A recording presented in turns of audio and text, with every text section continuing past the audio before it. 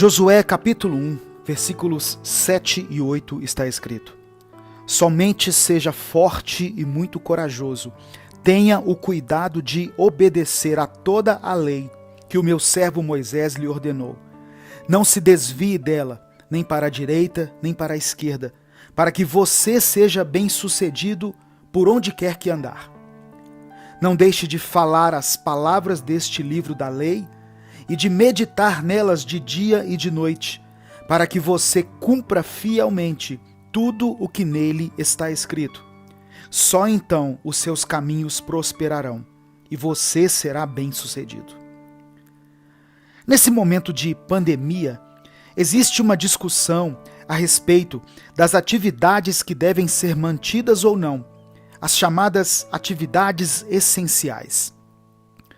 Para aqueles que dependem da sua atividade para se manterem, para terem o seu sustento, certamente a atividade dele é considerada como essencial.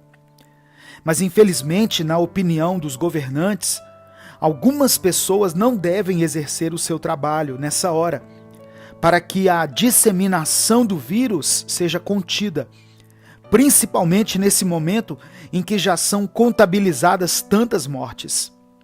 A vida, acima de tudo, precisa ser preservada e o isolamento social se torna necessário.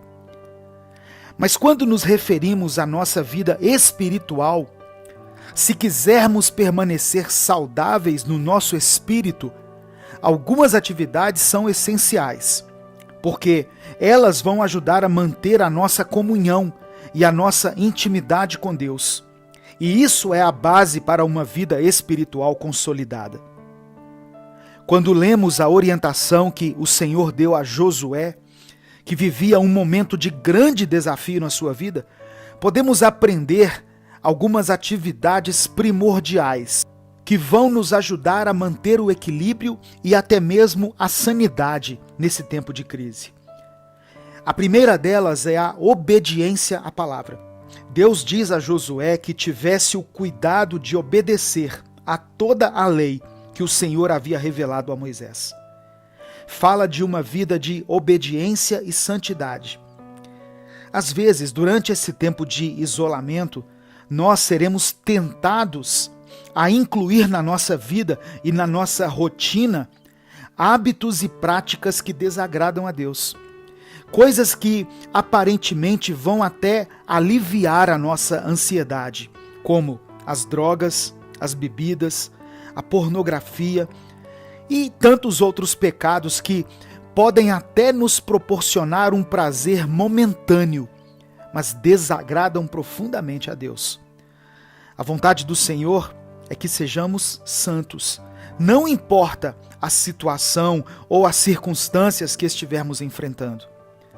Em Salmos 51, Davi orou a Deus para que o Senhor lhe desse um coração puro e um espírito inabalável, porque a impureza do seu coração havia feito com que o rei caísse em pecado.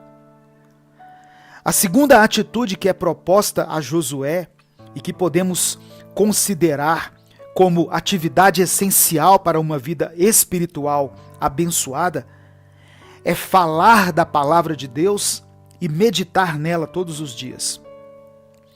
Muitas vezes queremos preencher o nosso tempo com redes sociais, com programas de televisão, com noticiários que nos deixam sem esperança, e essas coisas só aumentam a nossa ansiedade.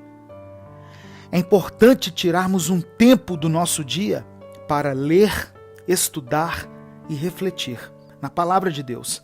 E ainda mais, devemos proclamar a palavra do Senhor dentro dos nossos lares.